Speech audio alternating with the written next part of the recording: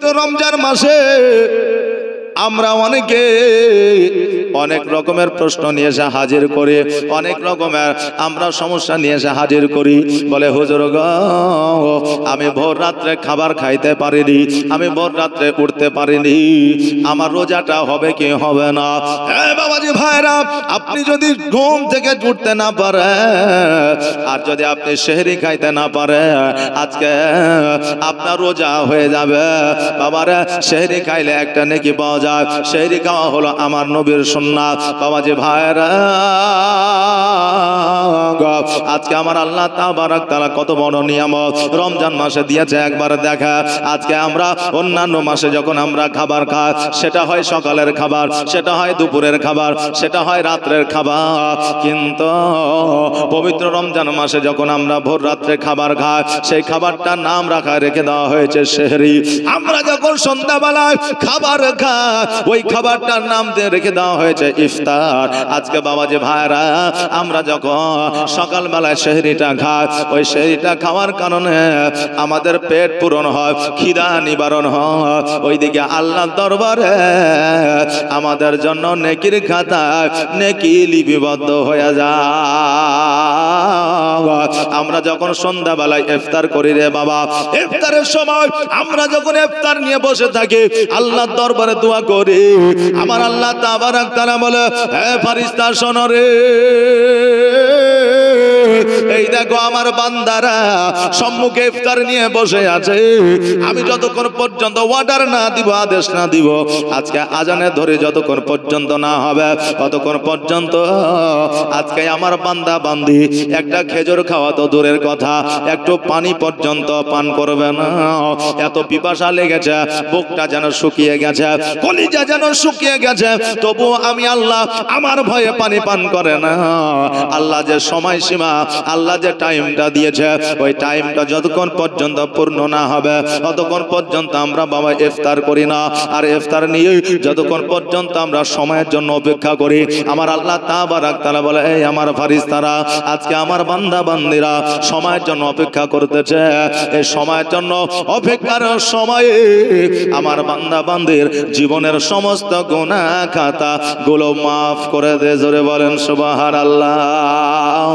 এই পবিত্র রমজান মাসে প্রথম 10 দিন আমরা যদি আমার নবী মুস্তাফা সাল্লাল্লাহু আলাইহি ওয়াসাল্লাম প্রথম কলেমা লা ইলাহা ইল্লাল্লাহু মুহাম্মাদুর রাসূলুল্লাহ সাল্লাল্লাহু তাআলা আলাইহি ওয়াসাল্লাম 100 বার করে যদি পড়ি, আমার আল্লাহ তাবারক তাআলা বলে, বান্দারে, আজকে আমার নবীর কালেমা 100 বার করে পড়ার কারণে আমি আল্লাহ তাবারক তাআলা কাল কিয়ামতের দিনে তোমাকে আমি জান্নাতবাসী করব। জোরে বলেন সুবহানাল্লাহ। ও বাবাজি ভাইরা, আমরা যখন অন্যান্য মাসে কোরআন তেলাওয়াত করে একটা আয়াত পড়লে 10টা করে নেকি পাওয়া যায়, পবিত্র রমজান মাসে যখন আমরা কোরআন একটা আয়াত পড়ব 70টি করে নেকি পাবো। জোরে বলেন সুবহানাল্লাহ। তারপরে অন্যান্য মাসে ফরজ নামাজ পড়লে যতটা সব পাওয়া যায়, পবিত্র রমজান মাসে নফল নামাজ পড়ে তাই ফরজের সমতুল্য নেকি পাওয়া যায়। জোরে বলেন সুবহানাল্লাহ। আল্লাহ তাবারক তাআলা জগতের মধ্যে একটা কিতাব দিয়েছে, যেই কিতাবটার নাম হলো আল কোরআন। যেই কোরআন পড়লেও নেকি হয়, যেই কোরআন শুনলেও নেকি হয়, যেই কোরআন বাড়িতে রাখলেও নেকি হয়, যেই কোরআন মসজিদে দান করলেও নেকি হয়, যেই কোরআন মাদ্রাসায় দান করলেও নেকি হয়, যেই কোরআন তালবে ইলমকে দান করলেও নেকি হয়, ওই কোরআন আল্লাহ তাবারক তাআলা জগতের মধ্যে দিয়েছে। আজকে এই পবিত্র কোরআন যখন মানুষ তেলাওয়াত করে, শুনতে এত সুমধুর লাগে, শুনতে এত ভালো লাগে যে কোরআনের মোরা প্রেমে পড়ে যায়। জোরে বলেন সুবহানাল্লাহ। এই কোরআনুল কারীম পবিত্র রমজান মাসে সকাল বেলা বাবা ফজরের নামাজের পরে পড়বে সূরা ইয়াসিন, সূরা রহমান বা সূরা ফাতিহা থেকে নিয়ে সূরা নাস পর্যন্ত 1 পারা 2 পারা 3 পারা করে পড়বে। আপনি কোরআন পড়ে নেকি পাবেন, এটা তো ঠিকই। আপনি কোরআন পড়লে আপনার নেকির খাতায় নেকি লিপিবদ্ধ হবে, এটা ঠিকই। কিন্তু আপনি যতক্ষণ পর্যন্ত কোরআন পড়বেন ততক্ষণ পর্যন্ত আপনার পিতামাতা আত্মীয় স্বজন এদের কবরের নেকি পৌঁছাতে থাকবে। আর আপনার কোরআন তেলাওয়াতের কারণে আমার আল্লাহ তাবারক তাআলা আপনার আত্মীয় স্বজনকে জান্নাতবাসী করবে। জোরে বলেন সুবহানাল্লাহ। এই জন্য পবিত্র রমজান মাসে বেশি বেশি করে কোরআন তেলাওয়াত করবেন।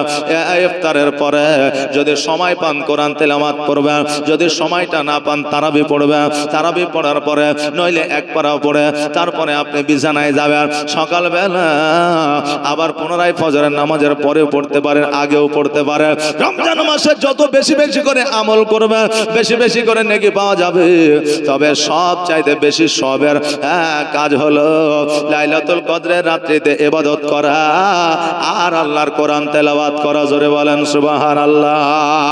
এই কোরআন এমন রে বাবা, এই কোরআন অতীতে যারা শুনেছে, যাদের কানে পৌঁছে গেছে, তারা অন্যান্য ধর্মের মানুষ ছিল, ইহুদি নাসারা কাফের বেদে বাবারে, তারা আল্লাহর কোরআনের আওয়াজ শোনার পরে তারা আপনার নিজের ধর্ম ত্যাগ করে নবীর কালমা পড়ে মুসলমান হয়েছে। জোরে বলেন সুবহানাল্লাহ। কোরআন আমার নবী মুস্তাফা সাল্লাল্লাহু তাআলা আলাইহি ওয়াসাল্লাম তেলাওয়াত করেছে। এখনো পর্যন্ত মোবাইলে বলে আর জালসায় বলে আর বাবা হাজী সাহেব বলে আর বাবা মুসল্লি বলে ইমাম সাহেব বলে, যখন কোরআন তেলাওয়াত করে ওই কোরআনের আওয়াজটা যখন কানের মধ্যে আসে মনে হয় আমাদের শরীরের মধ্যে একটা নতুন কিছু যেন আপনার আসলো আল্লাহর তরফ থেকে, আমাদের শরীরের প্রতি যেন রহমত বর্ষিত হইল। জোরে বলেন সুবহানাল্লাহ। কোরআনের আওয়াজ শুনলে দেখবেন মনটা বাবা শীতল হয়ে যায়। আর কোরআন যখনই শুনবেন তখনই ভালো লাগে, না লাগে না? যে কোরআনের আয়াত বাবা কোনোদিন পুরনো হয় নাই, কারো কাছে হবে না, কিয়ামত পর্যন্ত হবে না। জোরে বলেন সুবহানাল্লাহ। এই জন্য পবিত্র রমজান মাসে বেশি বেশি করে কোরআন তেলাওয়াত করবেন। বাবাজি ভাইরা, আমরা যখন রমজান মাসে রোজা করব, তারাবি পড়তে যাব, অনেকে চিন্তা করে আমি তো তারাবি পড়তে যেতে পারি না, আমার রোজাটা কি হবে, আমার রোজাটা কি হবে। অনেক বাপজিরা আছে বাবা বিড়ি খাওয়ার জন্য রোজা রাখে না, অনেকে আছে খিদা সহ্য করতে পারে না বলে খিদা আপনার রোজা রাখে না, অনেকে আছে তারাবি পড়তে যেতে পারে না বলে রোজা রাখে না। আছে না নাই? আচ্ছা বাবারে, তারাবিটা হলো আলাদা, রোজা হলো আলাদা। রোজাটা হলো আমাদের জন্য ফরজ। আপনি রোজা রাখবেন, যদি তারাবিতে পৌঁছাতে না পারে এই জন্য আপনার রোজা হবে না, এটা নয় এটা নয়, আপনার রোজা হয়ে যাবে। কিন্তু তারাবিতে যদি আপনি না যান, আপনি যে নেকি আপনি অধিকারী হইতে অতটা নেকি আপনি পাবেন না। তবে কারণবশত যদি আপনি তারাবিতে যাইতে না পারে আপনার রোজা ভঙ্গ হয়ে যাবে, এটা কোনো মশলা মাসাইল নয়। বাবাজি ভাইরা, আপনি আমি চেষ্টা করব তারাবিতে যাওয়া। বাচ্চা কাচ্চা ছোট ছেলেরা তারাবিতে যায় না, যায় না? তারাবিতে যায়, তাদেরকে সহানুভূতি দিবেন, তাদেরকে আপনি বেশি বেশি করে মসজিদে নিয়ে আসার জন্য আগ্রহ দেখাবে। মসজিদে গেলে তাদের একটু যত্ন নিবে। বাবারে, আপনি আমাকে বলতে পারেন হুজুর গো, পবিত্র রমজান মাসে বাচ্চা কাচ্চারা মসজিদে আসে, নামাজ ভঙ্গ করে দেয়, লাফালাফি করে, মারামারি করে, হুড়াহুড়ি করে। যে এরকম হয় কি হয় না? যে এই দেখেন মসজিদে যাবে, এমন এমন ছেলে পিলে আছে বুঝলেন, নামাজে দাঁড়িয়েছে বন্ধু বান্ধব, আর পেছন থেকে বুঝলেন অন্য বন্ধু যাইয়া ওই বন্ধুর কাপড় খানকে তুলে দিবে, যে লুই খানকে তুলিয়ে দিয়ে দুজনে লাগলে মারপিট, এইদিকে হাসাহাসি মারামারি হুড়াহুড়ি চলছে। আগে যারা মুসল্লি আছে তারা পরবর্তীতে তোরা কাল থেকে মসজিদে আসবে না, তোরা এই করছে সেই করছে হ্যান করছে, এই কথা বলবেন না, কারণ এটা হচ্ছে সুন্নাতের বরখলাফ। কারণ আমার নবী বলেছেন যারা বাচ্চা হবে তারা মসজিদে এসে একটু হই হট্টগোল করবে, আর তাদেরকে বুঝাইতে হবে মসজিদে আসার জন্য বারণ করা যাবে না। কারণ আজকে যদি আপনি বারণ করে দেন, মসজিদ থেকে যদি চলে যায়, ও যদি আর মসজিদের দিকে আপনার সম্মুখীন না হয়, যদি আগ্রহী না হয়, এর জন্য পুরো আপনার গুনাহ আপনার হবে। কথা কি বুঝতে পারলেন? এই জন্য আমার নবী বলেছেন, যখন দেখবে মসজিদে বাচ্চাদের পেছনে কিচির মিচির আওয়াজ নাই, চিল্লা চিল্লি নাই, হুড়াহুড়ি নাই, জানবেন পরবর্তীতে আমাদের ভবিষ্যতে মসজিদের মুসল্লি থাকবে না। কথা বুঝতে পারলেন না? এই জন্য বাচ্চা কাচ্চারা আসবে পবিত্র রমজান মাসে, তাদেরকে সহানুভূতি দেখাবেন, তাদেরকে ভালোবাসা দিবেন, তাদেরকে বুঝাবেন যে এই রকম ভাবে নামাজ হয় না, দরকার হলে মাঝে মাঝে নিয়ে নেবেন। একটা আপনারা আইন চালু করবেন, তবে বাচ্চাদেরকে মসজিদ থেকে আপনি বাড়ি পাঠিয়ে দিবেন না, বাচ্চাদের আসতে বারণ করবেন না। বাবাজি ভাইরা, এইভাবে তারাবির নামাজ আমরা যদি আদায় করি, তারাবির নামাজ যদি আমরা পড়ি, 30টা তারাবি যদি কমপ্লিট করতে পারি, তারাবি যদি আল্লাহ কবুল করে না, আজকে আমাদের জীবনের গুনাহগুলো মাফ হয়ে যাবে। আরে বাবা, আজকে পৃথিবীর মধ্যে অনেক মতভেদ রয়েছে। কেউ বলছে 8 রাকাত তারাবি, কেউ বলছে 20 রাকাত তারাবি। আজকে আমরা আহলে সুন্নাত ওয়াল জামাতের মানুষ, আমরা বলি 20 রাকাত তারাবি। আপনি বলবেন হুজুর গো, আজকে আহলে হাদিসরা বলতেছে, আজকে অন্যান্য আপনার লামাযহাবীরা বলতেছে 8 রাকাত তারাবি মক্কা মদিনায় হয়। বাবাজি ভাইরা, যারা মক্কা মদিনায় গিয়েছে হজ করার জন্য, তাদেরকে জিজ্ঞাসা করে নেবেন মক্কা মদিনায় এখনো পর্যন্ত 20 রাকাত তারাবি হয়। এই জন্য আমাদের নবী মুস্তাফা সাল্লাল্লাহু তাআলা আলাইহি ওয়াসাল্লামের সাহাবীগণ 20 রাকাত তারাবি পড়েছে, আমরাও 20 রাকাত তারাবি পড়বো, বলেন ইনশাআল্লাহ। এটা আওয়াজ দিয়ে বলেন না ইনশাআল্লাহ। বেরাদার, এই পবিত্র রমজান মাসে বেশি বেশি করে কোরআন তেলাওয়াত করতে কেন বলছি? কারণ আমার নবী মুস্তাফা সাল্লাল্লাহু তাআলা আলাইহি ওয়াসাল্লাম পবিত্র রমজান মাসে কোরআন তেলাওয়াত করেছে, আর একটা বাচ্চা মসজিদের পাশে বসে আপনার খেলাধুলা করতে আছে। যেমনই ওই বাচ্চাটার কানে কোরআনের আপনার আওয়াজটা ভেসে আসলো, ওই বাচ্চা বলে হায় রে, এত সুন্দর আওয়াজ কোথা থেকে আসে? গুটি গুটি পায়ে যেন আগিয়ে গেল। আগিয়ে যাওয়ার পরে আপনার মসজিদের দরওয়াজার সম্মুখে দাঁড়ায়া আছে আমার নবী, যেন সকালবেলা কোরআন তেলাওয়াত করতে আছে। এবার বাবারা, ওই বাচ্চা দাঁড়িয়ে দাঁড়িয়ে আমার নবীজির কোরআন তেলাওয়াত শুনতে আছে, আর আমার নবীজি কোরআন যেন আপনার পড়তে আছে। এবার আমার নবী মুস্তাফা যখন কোরআন তেলাওয়াতটা বন্ধ করলেন, বন্ধ করার পরে যখন বাড়ির দিকে অগ্রসর হইলেন, দেখছে যেন একটা বাচ্চা যেন আপনার দাঁড়িয়ে আছে। আমার নবীজি বললে, বাচ্চারে তুমি আজকে এই জায়গায় দাঁড়িয়ে আছো, কারণটা কি? বলে হুজুর গো, আপনি যে কিতাবখানা আপনি পড়তেছিলেন, ওই কিতাবখানা কি কিতাব? আজকে এত সুমধুর কণ্ঠে আপনি পড়তেছিলেন, এত সুন্দর লাগতেছিল হুজুর, আরো একবার যদি পড়তেন আমি শুনতাম। আমার নবী বলে, বাচ্চা এখন আর আমি পড়বো না, আগামী কালকে আবার এই সময় পড়বো। এবার বাবারা, ওই বাচ্চা কিন্তু বাড়িতে চলে গেছে। পরের দিন সকালবেলা আবার এসে মসজিদে দাঁড়িয়ে গেছে। নবী আমার কোরআন তেলাওয়াত করার পরে আবার যখন বাইরে বের হচ্ছে, বের হওয়ার পরে দেখছে যেন বাচ্চা দাঁড়িয়ে আছে। বাচ্চাটি বলে, হুজুর গো, আজকে আপনি যে কিতাবখানা পড়ে এত সুমধুর কণ্ঠে এত সুন্দর লাগে, নবী গো, আজকে ওই আওয়াজে যেন আমি পাগল হয়ে গেছি, ওই আওয়াজের যেন প্রেমে পড়ে গেছি। ইয়া রাসূলুল্লাহ, ইয়া হাবিবাল্লাহ, নবী গো, আজকে আমিও এই রকম করে ওই কিতাবখানা পড়তে চাই।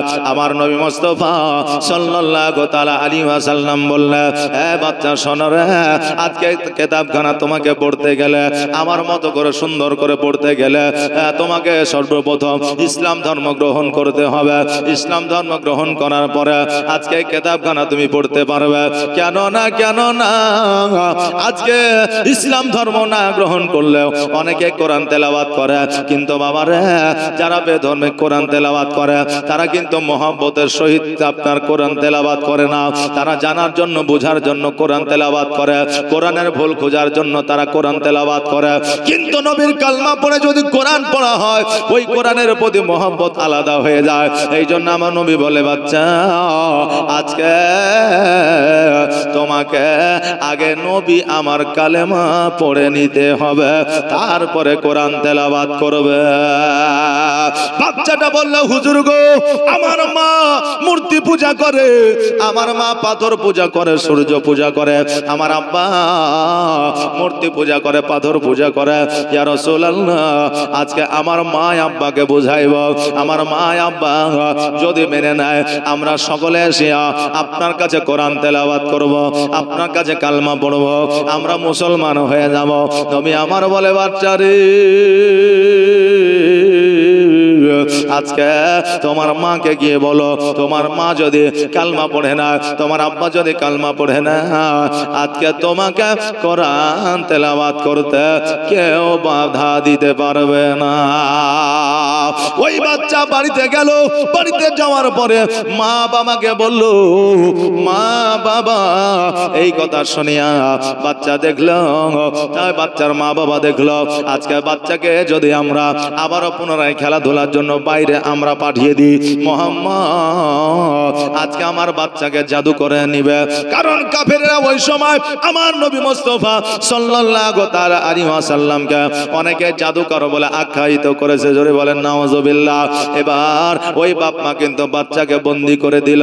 বন্দি করে দেওয়ার পরে ওই বাচ্চাকে বলল, শোনো রে, আজকে তুমি বাইরে যেতে পারবে না, আজকে মুহাম্মদের কাছে যাইতে পারবে না, কারণ তার কাছে গেলে হয়তো তোমাকে কালেমা পড়ে মুসলমান বানিয়ে নিবে, অতএব তোমাকে যেতে দেওয়া হবে না।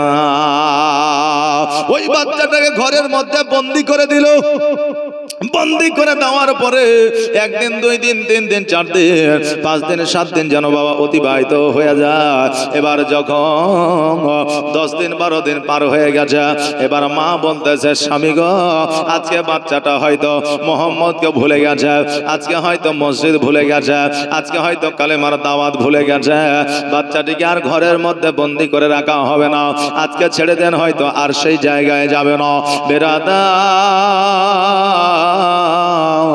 এবার ওই বাচ্চাটিকে যেন আপনার ঘর থেকে যেন বার করে দেওয়া হলো, যেন বাবা আপনার ছেড়ে দেওয়া হলো। বলে, বাচ্চারে তুমি মোহাম্মদের কাছে যাবে না। এ বাবা, আমরা জানে একটা বাচ্চা যখন আমাদের কাছে অনেক কিছু আবদার করে, তাকে যদি ভুলে দেওয়া হয়, দেখবেন বাচ্চাটা ভুলে যায়। কিন্তু বাবার এটা তো ভুলার মতো জিনিস নয়। ওই বাচ্চাকে যখন ছেড়ে দেওয়া হয়েছে, সঙ্গে সঙ্গে আমার নবী মুস্তাফা সাল্লাল্লাহু তাআলা আলাইহি ওয়াসাল্লামের কাছে হাজির হয়েছে। জোরে বলেন সুবহানাল্লাহ। নবী আমার বলে, বাচ্চারে, আজকে তোমাকে অনেক দিন ধরে দেখা যায় না, আজকে তুমি কোথায় ছিলে? বলে, হুজুর গো, আমার আব্বা মা আমাকে বন্দি করে রেখেছিল, আমার আব্বা মা আমাকে ঘরের মধ্যে আটক করে রেখেছিল। ইয়া রাসূলুল্লাহ, ইয়া হাবিবাল্লাহ, নবী গো, আপনার কোরআন তেলাওয়াতের আওয়াজে আমি বড় মুগ্ধ ছিলাম, আমি বড় পাগল ছিলাম, আমি আপনার কোরআন তেলাওয়াতে প্রেমে পড়ে গিয়েছিলাম। নবী গো, আজকে প্রেমে পড়ে যাওয়ার কারণে আজকে আমাকে ঘরের মধ্যে আমার বাবা মা বন্দি করে দিয়েছিল। ইয়া রাসূলুল্লাহ, আমি ঘরের মধ্যে বন্দি ছিলাম ঠিকই, কিন্তু আপনি যখন কোরআন তেলাওয়াত করতেন, এই কোরআন তেলাওয়াতের আওয়াজ আমার কানে গিয়ে পৌঁছাতো। জোরে বলেন সুবহানাল্লাহ।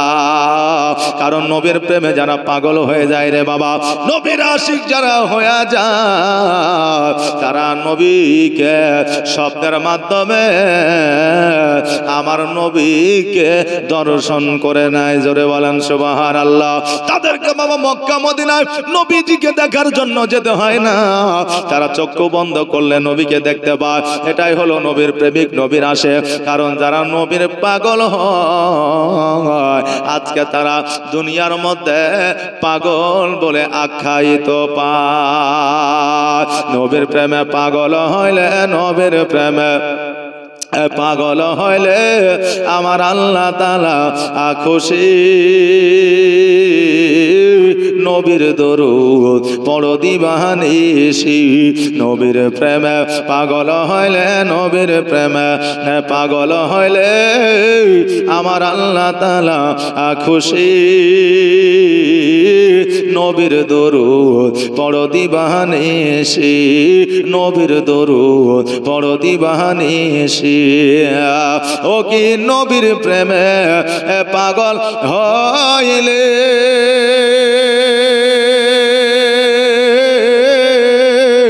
আমার আল্লাহ তাআলার দিদার মিলে গো। জোরে বলেন সুবহানাল্লাহ। ও কি নবীর প্রেমে পাগল হইলে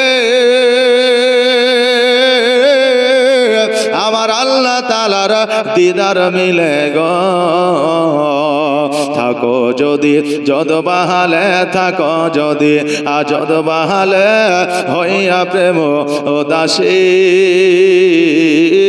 নবীর দরুদ পড়ো দিবানিশি। নবীর প্রেমে পাগল হইলে, নবীর প্রেমে পাগল হইলে আমার আল্লাহ তাআলা খুশি। নবীর দরুদ পড়ো দিবানিশি, নবীর দরুদ পড়ো দিবানিশি। আল্লাহুম্মা সাল্লাল্লাহু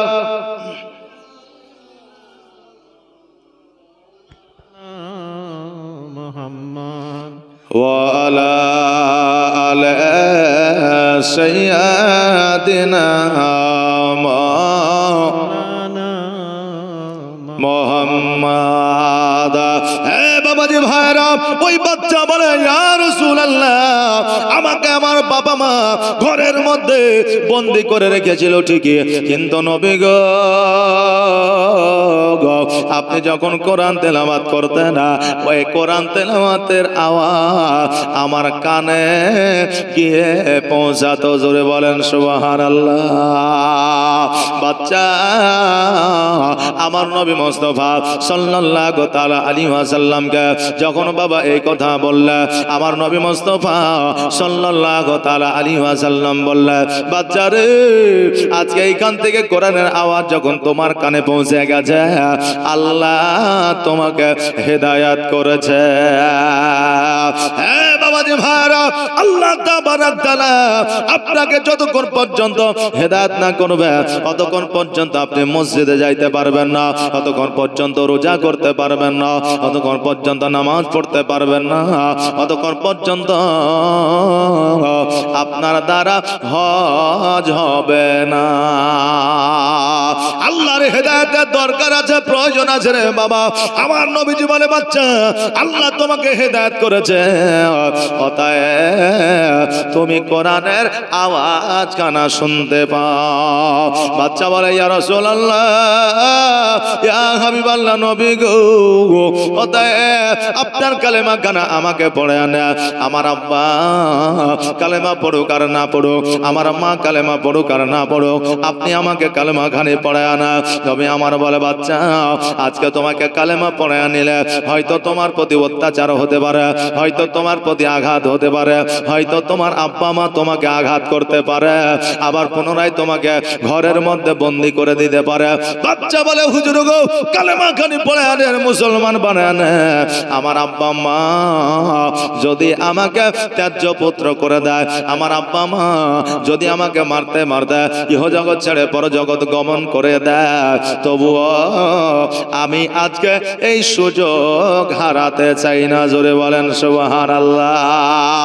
বাচ্চার মহব্বত আমার নবীর প্রতি দেখে, আল্লাহর কোরআনের প্রতি দেখে। আর আজকে বর্তমানে আমরা নবীর প্রতি আপনার মহব্বত করতে জানলাম না। আমরা মুসলমান ঘরে জন্ম নিয়ে বাড়িতে একটা কোরআন রাখতে শিখলাম না। বাড়িতে যদি একটা কোরআন থাকে তা আমরা বলি যে মসজিদে রেখে গে, বাড়িতে পড়ার লোক নাই, নাকি বলে যে মসজিদে রেখে গে, বাড়িতে পড়ার লোক নাই। এ বাবা আপনি জানেন না, হয়তো বাড়িতে কোরআন যদি না পড়েন তো বাড়িতে শয়তানি ওয়াসওয়াসা হয়, এটা ঠিকই, কিন্তু বাড়িতে কোরআন যদি থাকে আপনার বাড়িতে বালা মুসিবত আসে না। জোরে বলেন সুবহানাল্লাহ। বেরাদার, এই জন্য বাড়িতে কোরআন রাখবেন। আজকে বাড়ি যখন আপনি তৈরি করছেন, তো বাড়ি তৈরি করার সময় আপনি একটা প্ল্যান করছেন। কি প্ল্যান?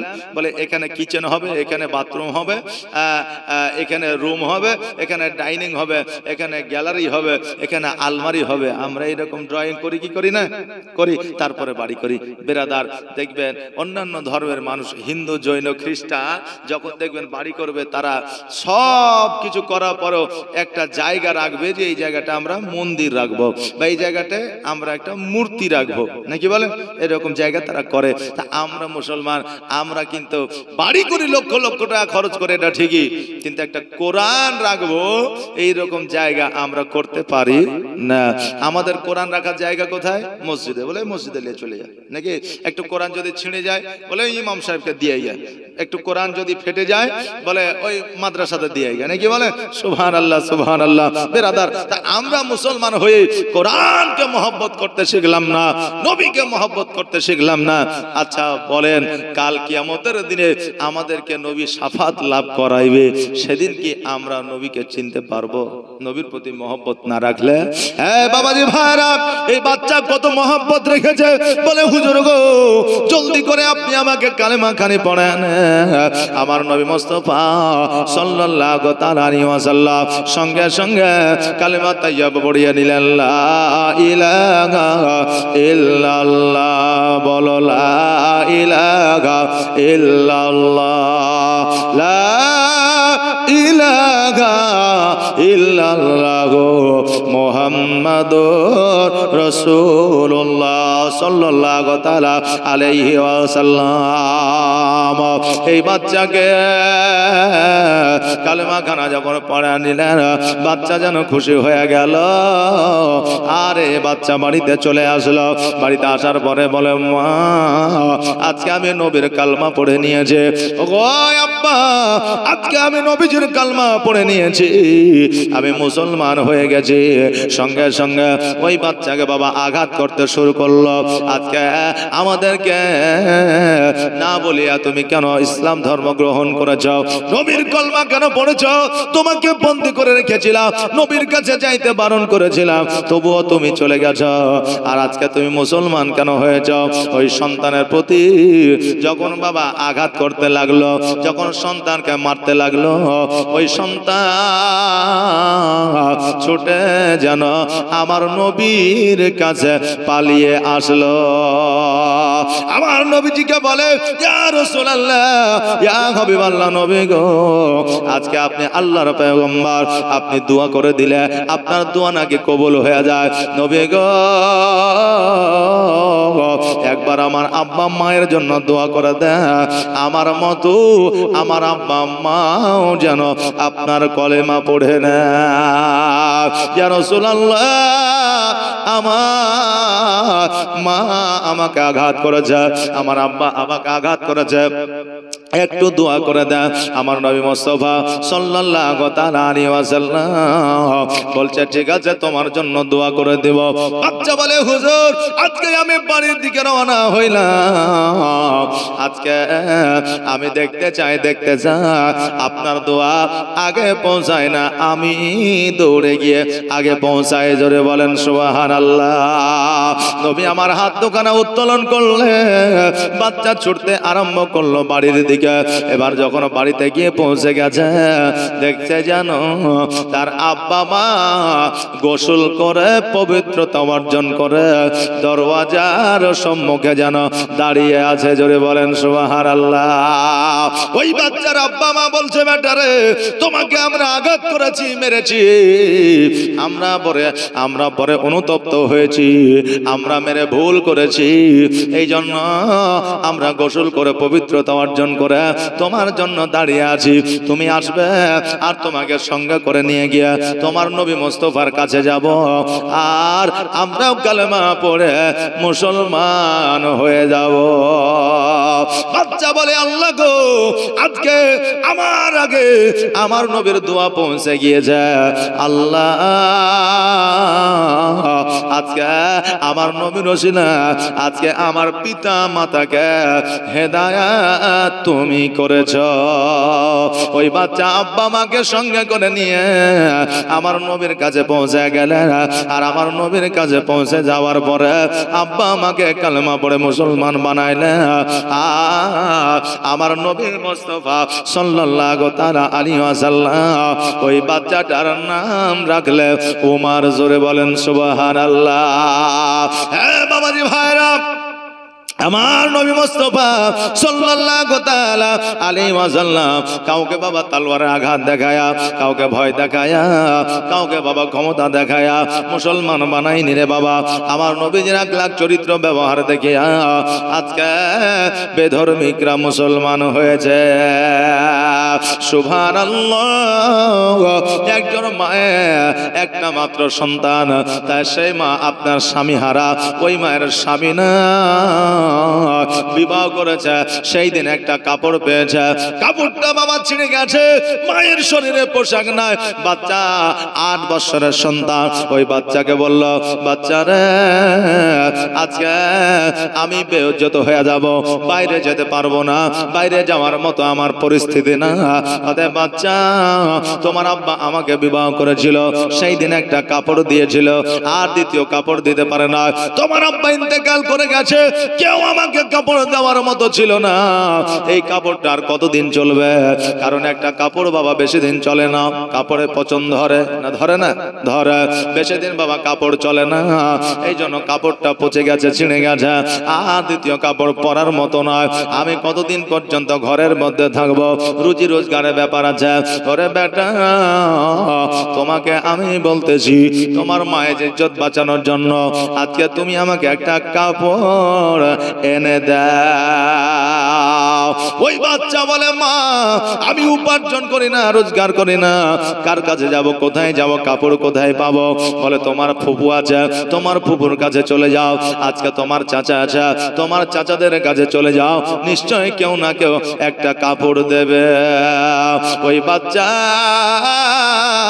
ফুফুর কাছে গিয়ে পৌঁছালে, ফুফুর কাছে যাওয়ার পরে বলে, ফুফু যা, আমার মায়ের শরীরে কাপড় না, একটা কাপড় যদি দেন আমি বড় উপকৃত হব। ফুফু আপনার দূর দূর করে তাড়াইয়া দিল, বলে পোশাক তো হবে না, কাপড় হবে না, আজকে তোর বাপ জগতের মধ্যে না, আর তোমার বাপ, তোর বাপ যেহেতু না, তোদের সঙ্গে আমাদের কোনো সম্পর্ক নাই।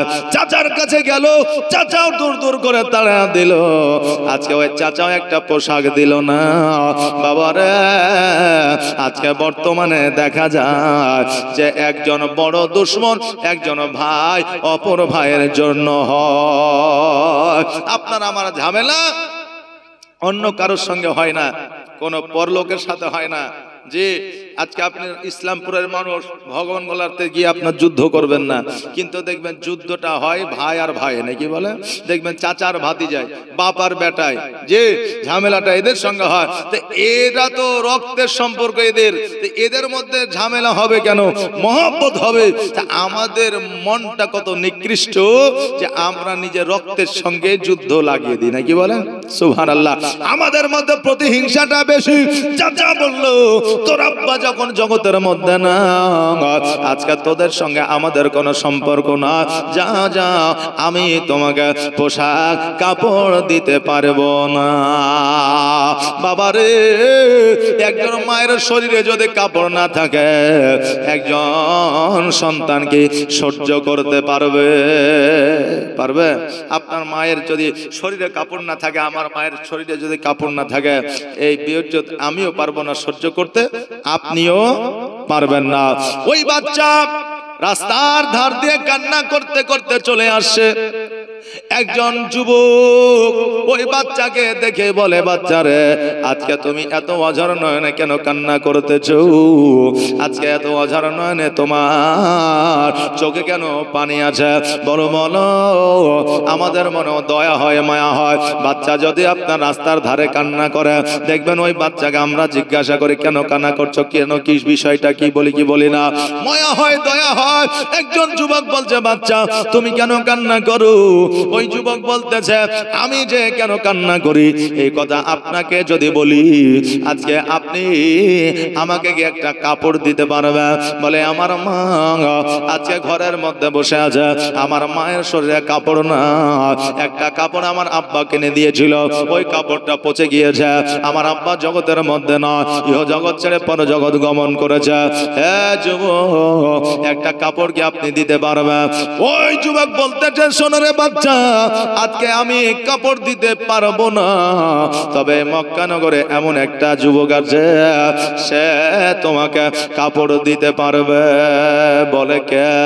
বলে ওই যুবকটা হলো আখিরি পয়গম্বর মুহাম্মদুর রাসূলুল্লাহ সাল্লাল্লাহু তাআলা আলাইহি ওয়াসাল্লাম। বাচ্চা বলতেছে না না না, আমি ওই মুহাম্মাদের কাছে যাইতে পারবো না, কারণ আমার মায়ের কাছ থেকে শুনেছিলাম ওই লোকটা নাকি জাদুকর, ওর কাছে যেই যাবে তাকে নাকি তার আয়ত্তে করে না।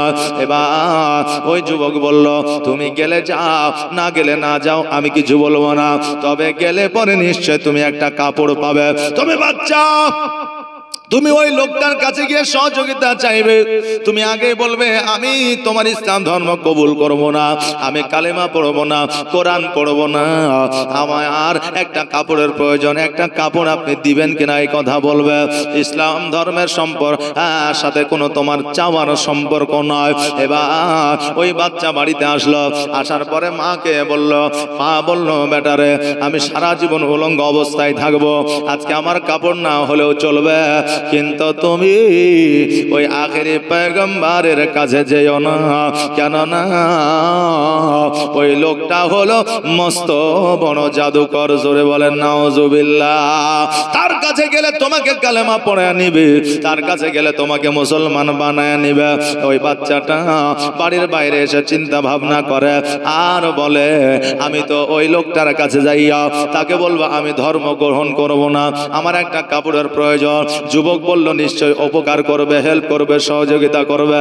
একবার যেয়ে দেখি, এবার বাচ্চা মাকে না বলিয়া গুটি গুটি পায়ে আমার নবীর কাছে হাজির হইলে, আর আমার নবী যে বাচ্চাদের দেখতে পাইলে বেশি খুশি হইতা, বাচ্চাদের স্নেহ দিতেন, মায়া মমতা দিতেন, বাচ্চাদের আদর যত্ন করতেন। যেমন এই বাচ্চাটাকে দেখেছে আমার নবী যে বলতেছে বাচ্চা কাছে এসো, কাছে এসো। বাচ্চা বলল না না না আমি কাছে যাব না। বলে তবে কিসের জন্য এখানে এসেছো? বলে শোনো গো, আমার মা উলঙ্গ অবস্থায় ঘরের মধ্যে বসে আছে, আমার মা, আমার মায়ের একটা কাপড় প্রয়োজন, আজকে মায়ের কাপড়ের ব্যবস্থা করে দিতে আমি পারি না। আজকে আমার চাচারা কাপড় দেয় না, আমার ফুপুরা কাপড় দেয় না, পাড়া প্রতিবেশী কাপড় দেয় না, গ্রামবাসী দেয় না, আত্মীয় স্বজন দেয় না, তাই আপনার কাছে এসেছি, আজকে আপনার কাছে একটা কাপড় চাই। নবী আমার বললে বাচ্চা নিশ্চয় আমি তোমাকে কাপড় দেব, কারণ একজন মহিলার ইজ্জত আমার কাছে সবচাইতে বড়। জোরে বলেন সুবহানাল্লাহ। কেননা আজকে জগতের মধ্যে মহিলাদের কোনো মান ও ইজ্জত সম্মান ছিল না। এই মহিলাদের মান ও ইজ্জত সম্মান কে দিল? আমার নবী মুস্তাফা দিয়েছে। কারণ আজকে একজন নারীর যদি স্বামী ইন্তেকাল করতো, স্বামীর সঙ্গে ওই নারীকে জিন্দা দাফন করে দেওয়া হতো, এই মহিলাদেরকে হাটে বাজারে বিক্রয় করা হতো, মহিলাদেরকে গোলাম করে দেওয়া হতো। আজকে আমার নবী মুস্তাফা সাল্লাল্লাহু তাআলা আলাইহি ওয়াসাল্লাম ওই মহিলাদের হাট বন্ধ করে মহিলাদের মান ও ইজ্জত সম্মান বাড়িয়েছে। জোরে বলেন সুবহানাল্লাহ। আজকে জগতের মধ্যে নিউ জেনারেশনের ছেলেদের যদি জিজ্ঞাসা করা হয় আজকে মেয়েদের সম্মান কে বাড়িয়েছে, বলবে হয়তো স্বামী বিবেকানন্দ, নইলে বলবে শরৎচন্দ্র, নইলে বলবে ঈশ্বরচন্দ্র বিদ্যাসাগর, নইলে বলবে রবীন্দ্রনাথ ঠাকুর। কিন্তু তুমি জানো না, জানো না, আজকে 300 বছর, 400 বছর, 500 বছর নয়, আজকে থেকে 1442 হিজরি আগে এই মা বোনদের সুসম্মানে সম্মানিত করেছে আমার নবী। জোরে বলেন সুবহানাল্লাহ। এখন যেমন গরু ছাগল হাটের মধ্যে বিক্রয় করা হয়, ওই রকম মা বোনেদেরকে হাটে গিয়ে বিক্রি করা হতো। ভাই বিক্রি করতো বোনকে, বাপ বিক্রি করতো কন্যাকে, স্বামী বিক্রি করতো স্ত্রীকে, এইরকম ভাবে মেয়েদেরকে বিক্রি করতো। এইরকম বিক্রি করা আমার নবী মুস্তাফা সাল্লাল্লাহু তাআলা আলাইহি ওয়াসাল্লাম মাত্র 6 বছরে বন্ধ করেছিলেন। জোরে বলেন সুবহানাল্লাহ। ওই নবী মুস্তাফা সাল্লাল্লাহু তাআলা আলাইহি ওয়াসাল্লাম বলে, বাচ্চা আজকে তোমার মায়ের জন্য আমি অবশ্যই কাপড় দেব, কারণ একটা নারীর ইজ্জত আমার কাছে বড়। এবার ওই বাচ্চা বলল, শোনো গো, আপনার কাপড় আমি নিতে পারি একটা শর্তে। বলে, কি শর্ত? বলে, আপনার কালেমা আমি পড়তে পারবো না, আপনার ধর্মে দীক্ষিত আমি হতে পারবো না, আপনার কথায় আমি শুনতে পারবো না। নবী আমার বলে, বাচ্চারে আজকে আমার কালেমা পড়তে হবে না, আজকে তোমাকে মুসলমান হতে হবে না, আজকে আমার কথা তোমাকে শুনতে হবে না। আমার নবী মুস্তাফা সাল্লাল্লাহু তাআলা আলাইহি ওয়াসাল্লাম সঙ্গে সঙ্গে একটা গায়ের চাদর, যেই চাদরটা আমার নবী পরেছিলেন, ওই চাদরখানা বাচ্চাকে দিয়ে দিলেন, আর একটা সুন্দর পোশাক ওই বাচ্চার হাতে তুলে দিলেন। জোরে বলেন সুবহানাল্লাহ। ওই পোশাকটা লইয়া যখন বাচ্চা মায়ের কাছে হাজির হইল, বাচ্চাকে জিজ্ঞাসা করে, বাচ্চা শোনো রে, তোমার কাছে টাকা নাই, পয়সা নাই, তোমার চাচা পোশাক দেয় নাই, ফুপু পোশাক দেয় না, আজকে পাড়া প্রতিবেশী গ্রামবাসী পোশাক দেয় না, আজকে পোশাক তুমি কোথা থেকে নিয়ে আসলে? বাচ্চা বলে, মা আজকে যেই লোকটাকে জাদুকর বলতেছিলে, যার কাছে যাইতে বারণ করতেছিলে, আজকে ওই লোকটা এই চাদর পোশাক দিয়েছে। জোরে বলেন সুবহানাল্লাহ। বলে, বাচ্চা তোমাকে কিছু বলছিল? বলে, না গো মা, আমাকে কিছু বলে না, তবে আমি পোশাক নিয়েছি, কিন্তু শর্ত আমি দিয়েছি, আমি কালমা পড়তে পারবো না, আমি তো আপনার কথা শুনবো না, আমি কোন রকম ভাবে আপনার আইতে আমি আসবো না। ওই মা সন্তানকে বুকের মধ্যে জড়ায় ধরে বলে, বেটা রে, এটা বড় ভুল করেছ, অন্যায় করেছ। কেন না আজকে যারা আমার নিজের ছিল, আপন ছিল, যাদের সঙ্গে আত্মীয়তার সম্পর্ক ছিল, তারা একটা পোশাক দেয় না, আমার ইজ্জত বাঁচতে, ইজ্জত বাঁচাতে সহযোগিতা করে না। অতএব শোনো, ওই মুহাম্মদ সাল্লাল্লাহু তাআলা আলাইহি ওয়াসাল্লাম যখন পোশাক দিয়েছে, অতএব এই লোকটা কোনোদিন জাদুকর হতে পারে না। অতএব বাবা শোনো, আজকে আমি গোসল করে পবিত্রতা অর্জন করি, এই পোশাকটা পরিধান করব, আর আমার নবী মুস্তাফা সাল্লাল্লাহু তাআলা আলাইহি ওয়াসাল্লামের কাছে যাইয়া কালেমা তাইয়্যিব পড়ে নিব। জোরে বলেন সুবহানাল্লাহ।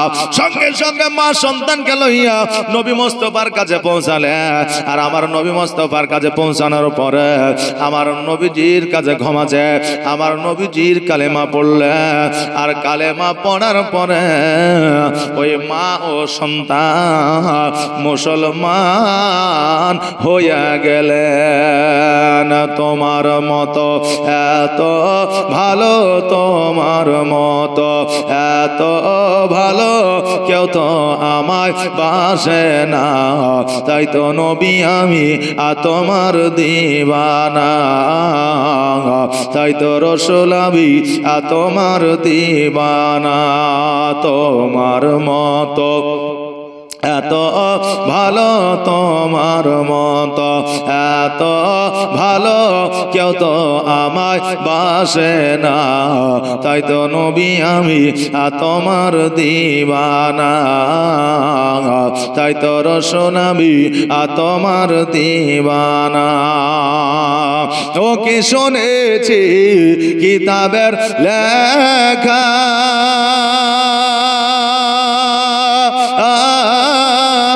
নবী ছাড়াই আমার জীবন ফাঁকা গো। ও কি শুনেছি কিতাবের লেখা, নবী ছাড়াই আমার জীবন ফাঁকা গো। নবীজিকে ভালো না বাসিলে, নবীজিকে ভালো না বাসিলে আল্লাহ পাওয়া যাবে না, তাই তো নবী আমি তোমার দিওয়ানা।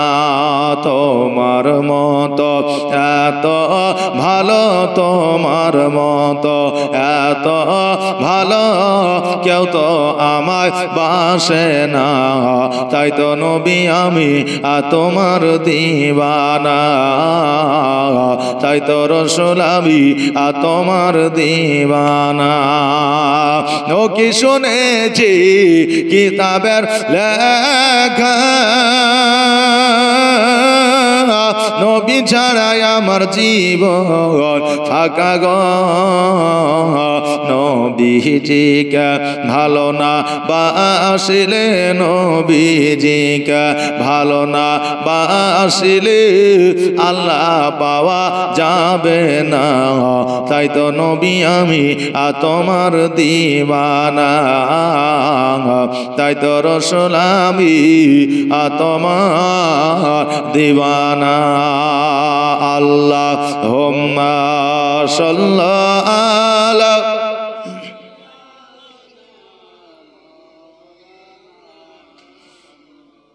ওয়ালা আলি সাইয়্যিদিনা মুহাম্মদ সাল্লাল্লাহু আলা মুহাম্মাদিন মোহাম্মদ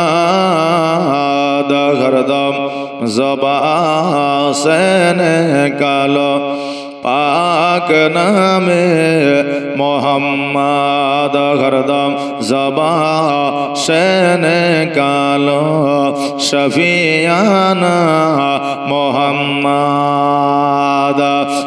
বেরাদার, ওই বাচ্চাকে আর ওই বাচ্চার মাকে যখন আমার নবীজি কালেমা পড়ে নিলেন, ওই বাচ্চাকে আমার নবীজি কাছে ডাকলেন, ডাকার পরে ওই বাচ্চার মাথায় যেন একবার হাত বোলায় দিলে, ওই বাচ্চাকে যেন বুকের মধ্যে টেনে নিল। কারণ হইল এতিমের যে ব্যথা বেদনা যন্ত্রণা, এটা আমার নবী ভালো করে জানেন। জোরে বলেন সুবহানাল্লাহ। কারণ হইল জগতের মধ্যে আমার নবীজির মা ছিল না, জগতের মধ্যে আমার নবীজির আব্বা ছিল না, এই জন্য আমার নবী মুস্তাফা সাল্লাল্লাহু তাআলা আলাইহি ওয়াসাল্লাম বলেছে, রাস্তাঘাটে পথে বাড়িতে পার্শ্ববর্তী এলাকায় যদি একটা এতিম দেখতে পাও, যার বাপ নাই যার মা নাই, এইরকম সন্তান যদি তোমাদের কাছে আসে, ওই সন্তানকে টাকা দিয়ে পয়সা দিয়ে ধন সম্পদ দিয়ে যদি তুমি সহযোগিতা করতে না পারো, ওই এতিমের মাথায় একবার হাত বুলায় দিবা। ওই একবার হাত বুলায় দেওয়ার কারণে আমার আল্লাহ তাবারক তাআলা তোমাকে একটা মাকবুল হজের সব দান করে দিবে। জোরে বলে সুবহানাল্লাহ। হ্যাঁ বাবাজি ভাইরা, ওই আমার মায়েরা, এই জন্য আমরা যদি এতিম পাই রে বাবা, ওই এতিমের মাথায় একবার হাত বুলায় দেব, আল্লাহ তাবারক তাআলা আমাদের একটা হজের সব দান করে দিবে। বাবারে, আজকে জগতের মধ্যে আমরা যদি এতিমের মাথায় হাত বুলায় না দিই, আজকে ওই এতিম বাচ্চা যদি ধুলো বালিতে খেলাধুলা করে, আজকে ওই ধুলো বালিগুলো যদি ছেড়ে দেওয়ার মতো কেউ না থাকে, আমার আল্লাহ তাবারক তাআলা বলে আমি ফারিস্তার মাধ্যম দিয়া ওই এতিমের শরীরের ধুলো বালিগুলো ছেড়ে দিয়ে। জোরে বলেন সুবহানাল্লাহ। নবী আমার 6 বছর বয়সে তাইফ থেকে মা হালিমা রাদিয়াল্লাহু তাআলা আনহাকে লইয়া যখন মক্কায় আসলেন, হালিমা বলে আমি নাও নাও নাও, তোমার সন্তানকে তুমি নিয়ে নাও, কারণ তাইফের মধ্যে রাখলে যদি কোনো বাধা বিপদ এসে যায়, যদি কোনো রকমের অ্যাক্সিডেন্ট ঘটে যায়, আমি তোমাকে জবাব দিতে পারবো না। অতএব শোনো, আমি না তোমার সন্তানকে তোমার বাড়িতে রেখে গেলাম। আমিনা রাদিয়াল্লাহু তাআলা আনহা বলতেছে, এ বোনা হালিমা, আমার সন্তানকে নিয়ে গিয়ে তুমি লালন পালন করে দিয়েছ। হালিমা, আজকে তোমার যদি খেজুরের প্রয়োজন হয়, তোমার যদি খাবারের প্রয়োজন হয়, তোমার যদি টাকা পয়সার প্রয়োজন হয়, আমি আমিনা তুমি আমাকে বলবে। আব্দুল মুত্তালিব আমার শ্বশুর আব্বাকে বলবে, নিশ্চয় তোমাকে সহযোগিতা করবে। হালিমা বলতেছে আমিনা, এ বোন শোনো, আমার বাড়িতে অভাব ছিল, অনটন ছিল, এটা ঠিকই, কিন্তু আমার নবীজি যেই দিন থেকে আমার বাড়িতে গিয়েছে সেই দিন থেকে আমার অভাব অনটন সব কিছু দূর হয়ে গিয়েছে। জোরে বলেন সুবহানাল্লাহ। আমিনা আজকে আমার বাড়িতে অভাব না। আমার নবীকে নিয়ে যাওয়ার পরে আমার যাবতীয় যা কিছুর দরকার ছিল, প্রয়োজন ছিল, সব কিছু আমার আল্লাহ তাবারাক তাআলা দিয়েছে।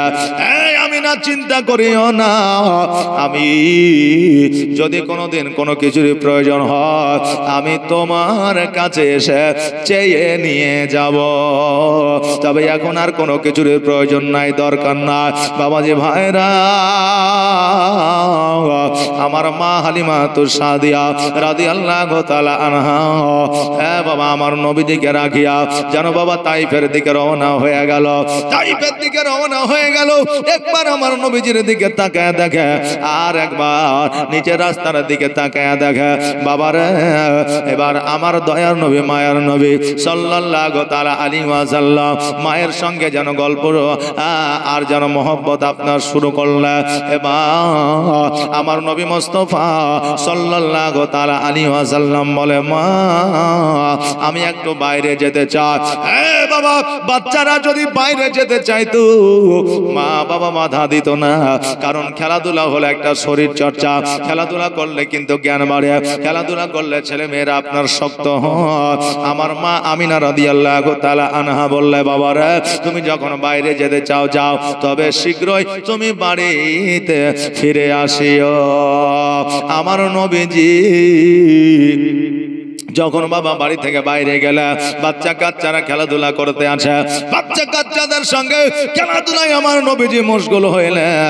এবার আপনার আমার প্রশ্ন হইতে পারে, আমার নবীজিকে খেলাধুলা করেছিল বাবা রে, আমার নবীজি খেলাধুলা করেছিল, সেই খেলাধুলায় মানুষের উপকার হয়ে যায়, সেই খেলাধুলায় আপনার হারাম জিনিসগুলো আপনার দূর হয়ে গেছে। আজকে আমার নবীর খেলা ছিল আলাদা, আর আজকে আমাদের বর্তমান খেলা হইল আলাদা। এখন বর্তমানে খেলাধুলা হলো রাস্তার মোড়ে, আগানে বাগানে, সাঁকুর উপরে, সিঁড়ির উপরে বসে বসে শুধু মার মার মারবান, মানে ফ্রি ফায়ার আর পাবজি। কথা বুঝলেন না? আজকে যে সমস্ত জায়গায় শিয়ালগুলো শুয়ে থাকতো ওই জায়গাতে শিয়াল আর শুইতে পাই না, কারণ ওই সমস্ত জায়গায় এখন যুবকেরা আপনার ফ্রি ফায়ার খেলে। কথা বুঝতে পারলেন না? এই জন্য শোয়ার জায়গা এখন শিয়ালেরা পাই না। এই বেরাদার, আজকে এই ফ্রি ফায়ার গেমটা আমরা মুসলমান, আমাদের জন্য খেলা একবারে বিলকুল হারাম, খেলা যাবে না। আজকে এই ফ্রি ফায়ার আর পাবজি গেম খেলা ট্রফি জিতছে কি জানেন?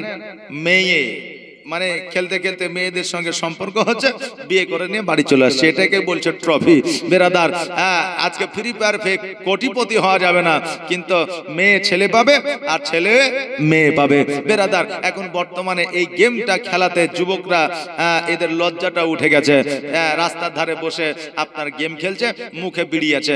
এখন মৌলভী সাহেব চাচা আর বাপ ভাতিজা যেই যাক, তাদের কোনো খেয়াল নেই। কথা বুঝলেন না? এখন বন্ধু বলছে, স্কুলের মাস্টার যে ছেড়ে ফ্রি ফায়ার খেলাটা বন্ধ কর, তো বলছে কি দরকার ফ্রি ফায়ার গেম খেলা বন্ধ করবো? মাস্টার যেছে আপন যেছে, তো বলছে কমসে কম যে বিড়িটা খাচ্ছে বিড়িটা তো ফেল। তো আবার ঘুরিয়ে বলছে যে বিড়ি কি মাস্টারের বাপের টাকায় খেয়েছি নাকি, যে ওকে দেখে ভয় করতে হবে। এখন বর্তমান অনেক যুবক এইরকম হয়ে গেছে, তবে সবাই নয় বাবা। তবে বেরাদার, তখন আমার নবীজির খেলাধুলা ছিল আলাদা, আর বর্তমানে যুবকদের খেলাধুলা হইল আলাদা। বেরাদার, সন্ধ্যা বেলায় যখন সব যুবকেরা সব সন্তানেরা বাড়ির দিকে যাবে, সেই সন্তানগুলোকে সবার আব্বা এসে যেন নিয়ে যায়, সবার আব্বা এসে যেন কেউ কাঁধে করে নিয়ে যায়, কেউ যেন আঙুল ধরে নিয়ে যায়, কেউ যেন পিঠে করে নিয়ে যায়, কেউ যেন কোলে করে নিয়ে যায়। আমার নবীজি থমকে দাঁড়িয়ে আছে। নবী বলে, আল্লাহ গো, সবার আব্বাকে দেখা যায়, কিন্তু আমার আব্বাকে কেন দেখা যায় না? আজকে আজকে আমার 6 বছর বয়স হয়ে গেল আল্লাহ, আজও পর্যন্ত আমার আব্বা আমাকে কোনোদিন কোলে নেয় না। আজকে কোলে নেওয়া তো দূরের কথা, আমার আব্বা আমাকে কোনোদিন দেখে না, আমি আমার আব্বাকে দেখি না। আল্লাহ গো, আজকে বাড়িতে যাব, আর বাড়িতে যাওয়ার পরে আমার মাকে গিয়ে জিজ্ঞাসা করব, মা আমার আব্বা কোথায় আছে বলো। যতক্ষণ পর্যন্ত না বলবে ততক্ষণ পর্যন্ত আমার মায়ের গলা ছাড়বো না। আমার নবী মুস্তাফা সাল্লাল্লাহু তাআলা আলাইহি ওয়াসাল্লাম বাড়িতে আসলেন রে বাবা। বাড়িতে আসার পর মায়ের আঁচলখানা ধরেছে, বলে মা আজকে তোমাকে আমি একটা প্রশ্ন করতে চাই। মা কি প্রশ্ন করবে জানে না। মা মিচকি হাসি দিয়ে বলতেছে, বেটা বলো কি প্রশ্ন তুমি করতে চাও। আমার নবী বলে, মা সবার আব্বাকে দেখা যায়, আমার আব্বাকে কেন দেখা যায় না? ও গো মা আমার আব্বা কোথায় আছে বলো। আমিনা রাদিয়াল্লাহু তাআলা আনহার 2 চোখ দিয়ে যেন অশ্রু ঝরে যায়, পানি পড়ে যায়। আমার নবী বলতেছে, মা গো আব্বার কথা জিজ্ঞাসা করাতে আজকে তোমার চোখে কেন পানি? আজকে তুমি অঝরে নয়নে কান্না করো কেন? মা আমার আমিনা রাদিয়াল্লাহু তাআলা আনহা আল্লাহকে বলে, আল্লাহ গো আজকে আমার সন্তানকে কি বলবো? আজকে যদি বলি তোমার আব্বা জগতের মধ্যে না, আমার সন্তান কষ্ট পেয়ে যাবে।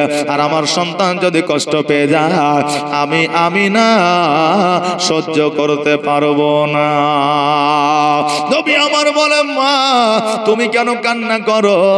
আজকে আমার আব্বা কোথায় আছে বলো। মা গো আজকে আমার আব্বা কোথায় আছে যতক্ষণ পর্যন্ত না বলবা আমি অতক্ষণ পর্যন্ত তোমায় ছাড়বো না। আর শিশু নবী কেন্দে কেন্দে মায়ের কাছে কয়, বলো বলো আম্মা জান আমার আব্বা জান কোথায়? শিশু নবী কেন্দে কেন্দে মায়ের কাছে কয়, বলো বলো আম্মা জান আমার আব্বা জান কোথায়? আর সন্ধ্যা বেলা খেলার শেষে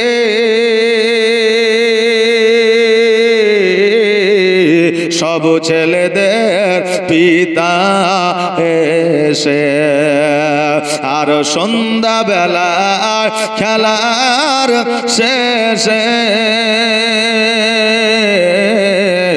সব ছেলেদের পিতা এসে আমার খেলার সাথী ভাইদের সঙ্গে নিয়ে যায়। বলো বলো আম্মা জান আমার আব্বা জান কোথায়?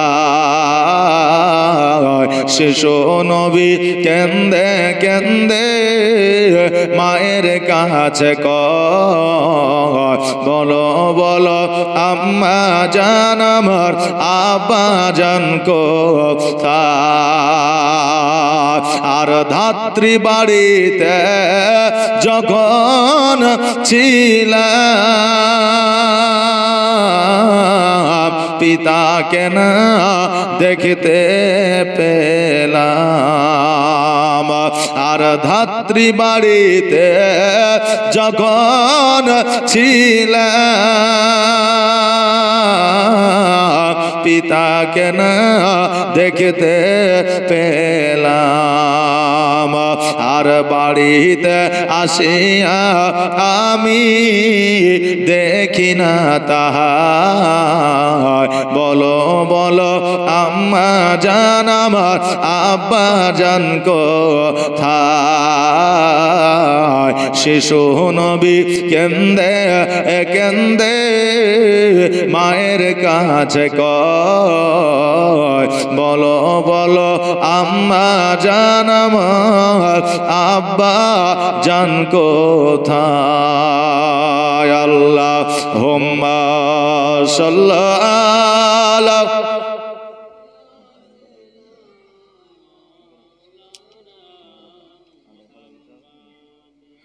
ওয়ালা আলা সাইয়্যিদিনা মুহাম্মাদ সাল্লাল্লাহু আলা মুহাম্মাদ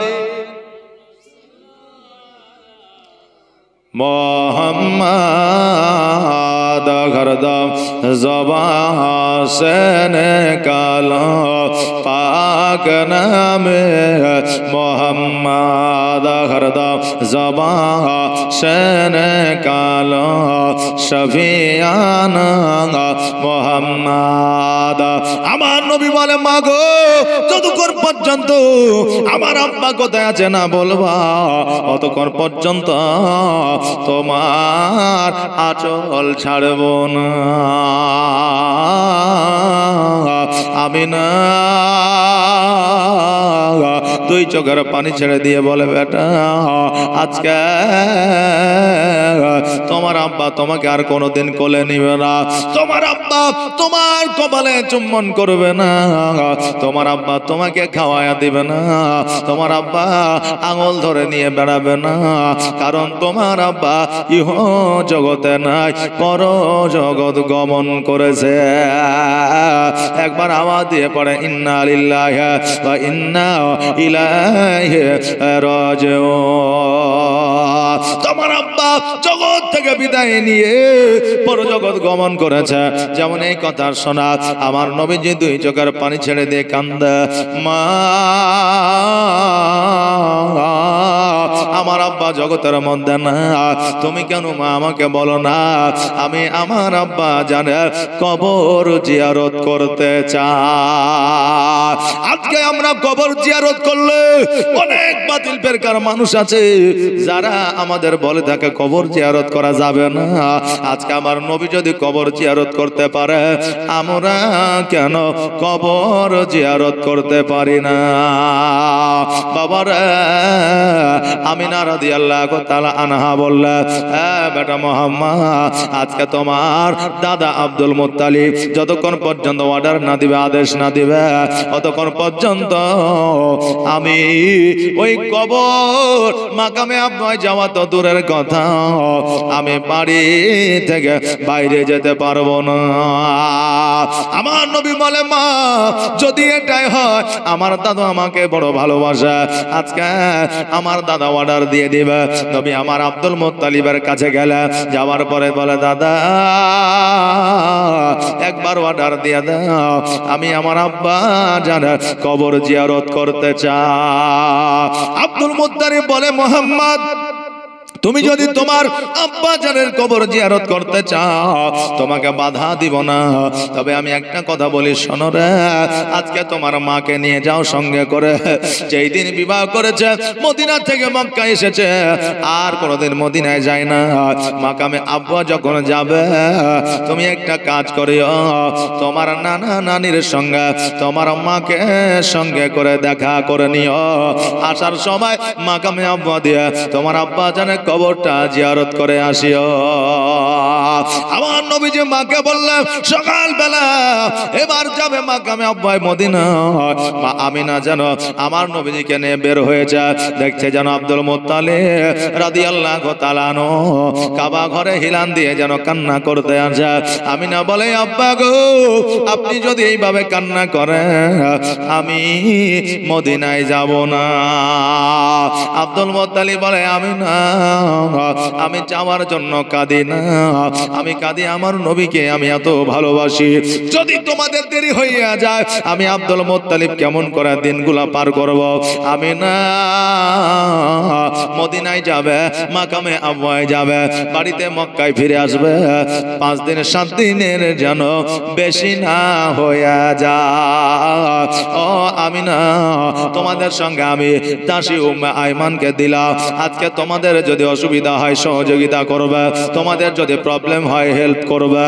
আমি না যাও যাও আমার কান্না দেখে তুমি যাওয়া বন্ধ করিও না।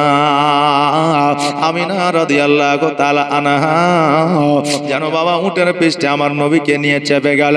উম্মে আইমানকে নিয়ে চাপলেন, মদিনায় পৌঁছালে। মদিনায় পৌঁছানোর পরে দেখছে জানো যেই জায়গা আব্দুল ওয়াহাব জোহরির বাড়ি ছিল, যেই জায়গা মা আমিনা রাদিয়াল্লাহু তাআলা আনহার বাপের বাড়ি ছিল, ওই জায়গায় যেন কোনো বাড়ি ঘর দেখতে পাওয়া যায় না। আমিনা দাঁড়ায় আছে, মদিনার মানুষেরা আসিয়া বলে, এ মা আজকে এই জায়গায় দাঁড়িয়ে আছো কারণটা কি? বলে এই জায়গায় আব্দুল ওয়াহাব জোহরির বাড়ি ছিল। কোথায় আছে? বলে তুমি কি জানো না আব্দুল ওয়াহাব জোহরি আজকে জগতের মধ্যে বেঁচে নয়, ইহ জগৎ ছেড়ে পর জগৎ গমন করেছে। আজকে আমিনা দুই চোখের পানি ছেড়ে দিয়ে কান্দে। মদিনাবাসীরা জিজ্ঞাসা করে, আমিনা আজকে তুমি কেন কান্না করো? কারণ হইল আব্দুল ওয়াহাব জোহরির একটা কন্যা ছিল, বাড়ি আছে মক্কা, আব্দুল্লাহর সঙ্গে বিবাহ হয়েছে। কাবা ঘরের মুতাওয়াল্লি আব্দুল মুত্তালিব বেটা আব্দুল্লাহর সঙ্গে বিবাহ হয়েছে। আমিনা বলতেছে, মদিনাবাসীরা আজকে যেই মহিলাকে তুমি দেখতে পাও এই মহিলার অন্য কেউ না, এই মহিলা হলো আব্দুল ওয়াহাব জোহরির কন্যা। জোরে বলেন সুবহানাল্লাহ। মদিনাবাসীরা বলে, আমিনা আজকে তোমার আব্বা নাই, তোমার মা নাই, তো কি হয়ে যায়? আজকে আমরা তোমার মেহমানদারি করব, আজকে আমাদের বাড়িতে তুমি থাকবে। আমিনা রাদিয়াল্লাহু তাআলা আনহা মক্কার মানুষের বাড়িতে যেন থাকতে আরম্ভ করলে। যেমনই বাবা 5 দিন অতিবাহিত হয়েছে, দাসী উম্মে আইমান বলে, আমিনা দেরি নয় চলো বাড়ির দিকে যায়। কারণ আব্দুল মুত্তালিব বলে দিয়েছে 5 দিন 7 দিনের যেন বেশি না হয়ে যায়। আমিনা উটের পৃষ্ঠে যেন চেপে গেছে। মদিনার মানুষেরা বলে, এই আমিনা আরো কয়েকদিন থেকে গেলে কি হতো না? আমিনা বলতেছে, আমি যদি হায়াতে থাকি, জিন্দা থাকি, বেঁচে থাকি, পুনরায় মদিনায় আসবো। আর আমি আসি আর না আসি, আমার সন্তান যদি মদিনায় আসে, আমার সন্তানকে তোমরা মেনে নিও। আমিনা রাদিয়াল্লাহু তাআলা আনহা যেন বাবা উটের পৃষ্ঠে চেপে গেছে দাসীকে লইয়া, আমার নবীজিকে লইয়া। আর একবার মদিনার দিকে তাকা, আর একবার সামনে রাস্তার দিকে তাকা। আর আমিনা দুই চোখের পানি ঝরিয়ে যেন কান্না করে। কেননা একজন মা, একজন মেয়ের, একজন কন্যার বিবাহ অন্য গ্রামে হয়ে যায় ঠিকই, কিন্তু একজন মহিলা নিজের বাপ মার, নিজের ভাইয়ের গ্রামকে কোনো দিনের তরে ভুলতে পারে না। মানুষ জীবনে 3টা জিনিস ভুলে না রে বাবা। 1 নম্বর হলো মওত, মরণকে কেউ ভুলে, মরতে হবে এটা সবাই জানে। 2 নম্বর হলো পিতা আর মাতা, যত বড়ই ধনী হোক না কেন, বাপ মাকে খাবার দে আর না দে, তবু একজন সন্তান বাপ মাকে ভুলতে পারে না। 3 নম্বর হইল গো নিজের যে জন্ম স্থান, যে জায়গায় তার জন্ম হয়েছে, যে গ্রামে তার জন্ম হয়েছে, ওই গ্রামকে কোনো দিন ভুলতে পারে না। মানুষ জীবনে 3টা জিনিস বলতে পারে না। এই জন্য মদিনা আমিনা রাদিয়াল্লাহু তাআলা আনহার জন্ম। মদিনার দিকে তাকায়া তাকায়া আমার আমিনা যেন কান্না করে। আমার সোনার মদিনা, আমার প্রাণের মদিনা, সব ভুলিব কিন্তু তোমায় ভুলতে পারি না। সব ভুলিব কিন্তু তোমায় ভুলতে পারি না। ভুলিনি, ভুলবো না, ভুলতে পারি না। ভুলিনি, ভুলবো না, ভুলতে পারি না। সব ভুলিব কিন্তু তোমায় ভুলতে পারি না। আমার সোনার মদিনা, আমার জানের মদিনা, আমার প্রাণের মদিনা, সব ভুলিব কিন্তু তোমায় ভুলতে পারি না। সব ভুলিব কিন্তু তোমায় ভুলতে পারি না।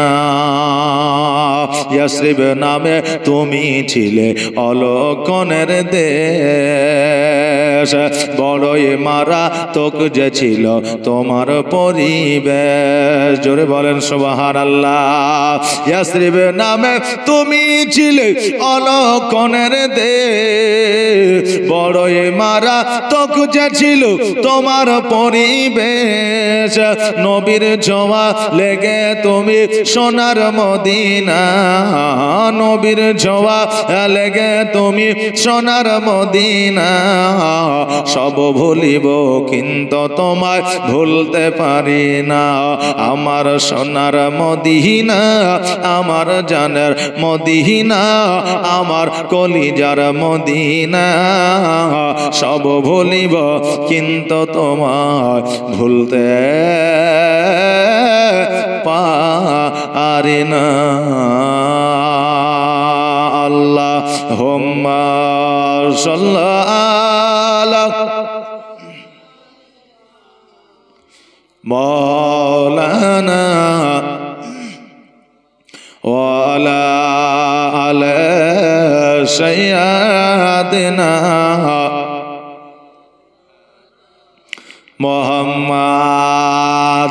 আমার মা আমিনা রাদিয়াল্লাহু তাআলা আনহা ওই মদিনাকে স্মরণ করিয়া দুই চোখের পানি ফেলাইয়া সামনের দিকে যেন আগিয়ে আসে।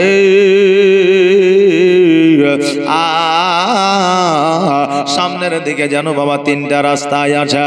আমার মা আমিনা আমার নবীজিকে জিজ্ঞাসা করে, বেটা রে কোন রাস্তা হয়ে যাব? আমার নবী বলে, মা আসার সময় ডান রাস্তা হয়ে এসেছিলাম, এবার আমরা বামের রাস্তা হয়ে যাব। এবার বামের রাস্তা হয়ে যখন চলতে আরম্ভ করেছে, কিছু দূর যাওয়ার পরে দেখছে যেন মাকামে আবুয়া দেখা যাইতেছে। ওই মাকামে আবুয়া আমিনা রাদিয়াল্লাহু তাআলা আনহা যেমনই বাবা পৌঁছেছে, অমনি যেন কোথা থেকে জ্বর উড়ে এসে আমিনার গায়ে বসেছে। আমিনা উটের পৃষ্ঠে থেকে যেন সঠিকভাবে বাবা নামতে পারে না। আমিনা বলতেছে, বেটারে ওই দেখো তোমার আব্বা জানের কবর, আমি একটু বাবলা গাছের নিচে একটু আরাম করে নি। মুহাম্মদ যাও যাও যাও, তোমার আব্বা জানের কবরটা তুমি জিয়ারত করে নাও। নবী আমার বলে, মা আজকে তোমার কোনো কষ্ট হয় নাকি মা? আমিনা বলতেছে, বেটারে আমার কোনো কষ্ট হয় না। আমার নবীজি বলতেছে, মা গো আজকে 6 মাস বয়সে আমার আব্বা আমাকে ফাঁকি দিয়ে গেছে। মা আজকে 6 বছর বয়সে তুমিও যেন ফাঁকি দিও না। মা গো আজকে তুমি যদি ফাঁকি দিয়ে চলে যাও গো মা, জগতের মধ্যে আমাকে খাইয়ে দেওয়ার মতো কেউ থাকবে না, আমাকে ঘুম পাড়িয়ে দেওয়ার মতো কেউ থাকবে না, আমাকে গোসল বানিয়ে দেওয়ার মতো কেউ থাকবে না। মা গো আমাকে স্নেহ মায়া মমতা দেওয়ার মতো কেউ থাকবে না। ওগো মা তুমি আমাকে ফাঁকি দিয়ে যেও না। আমার নবী মুস্তাফা সাল্লাল্লাহু তাআলা আলাইহি ওয়াসাল্লাম যেন বাবা আব্বা জানের কবর জিয়ারতের জন্য গেল। এইদিকে আমার আল্লাহ ডাক দিয়ে বলে, ইজরাইল যাও যাও যাও আমিনার জানখানাকে কবজ করে নিয়ে আসো। ইজরাইল বলেছিল, আল্লাহ নবীজির আব্বা জানের জানটা কবজ করেছি, আজকে মায়ের জানটা যখন কবজ করব আমার নবী জগতের মধ্যে বড় ইতিম হয়ে যাবে। আমার আল্লাহ বলে, এ ইজরাইল শোনো, আজকে আমি যেটা জানি তুমি সেটা জানো না, আমি যাহা বলি তুমি তাহা শোনো। ইজরাইল আলাইহিস সালাম জগতের মধ্যে আসলে আমিনা রাদিয়াল্লাহু তাআলা আনহা ইজরাইলকে দেখে চিনলে। আমার আমিনা বলতেছে, কি ব্যাপার কি খবর? ইজরাইল বলতেছে, আমিনা আল্লাহ তোমার প্রাণ পাখিটাকে নিয়ে যেতে বলেছে। আমিনা বলতেছে, এই ইজরাইল শোনো, এখনই আমার প্রাণ পাখিটা নিয়ে যাও, কেননা আমার নবী যদি চলে আসে তুমি প্রাণ পাখি নিয়ে যেতে পারবে না, আর আমারও যেতে মন চাইবে না। সঙ্গে সঙ্গে বাবারে আমার আমিনা রাদিয়াল্লাহু তাআলা আনহার যেন প্রাণটা নিয়ে ঊর্ধ্ব গমনে চলে গেল। একবার আওয়াজ দিয়ে পড়েন, ইন্না লিল্লাহি ওয়া ইন্না ইলাইহি রাজিউন। ওই দিকে আমার নবীজি আব্বা জানের কবর জিয়ারত শেষে মা আমিনার কাছে পৌঁছালে। আমিনার কাছে পৌঁছানোর পরে মা মা বলে ডাকে, কিন্তু মা যেন আর সাড়া দেয় না। উম্মে আইমান বলতে, মুহাম্মদ আজকে তোমার মাকে মামা বলে ডাকো, কারণ তোমার মা ইহ জগৎ ছেড়ে পর জগৎ গমন করেছে। জীবনের অন্তিম কালে আজরাইল আসিয়া সোনার জীবন যাবে রে লইয়া, সোনার জীবন যাবে রে লইয়া। এত যত্নে যারে তুমি ঘরেতে রাখিলে, যাহার লাগি দুঃখ কষ্ট কতই না সহিলে, এত যত্নে যারে তুমি ঘরেতে রাখিলে, যাহার লাগি দুঃখ কষ্ট কতই না সহিলে। আর আজ তোমার ফাঁকি দিয়া, আজ তোমার ফাঁকি দিয়া গেল রে উড়িয়া, সোনার জীবন যাবে রে লইয়া। জীবনের অন্তিম কালে আজরাইল আসিয়া সোনার জীবন যাবে রে লইয়া।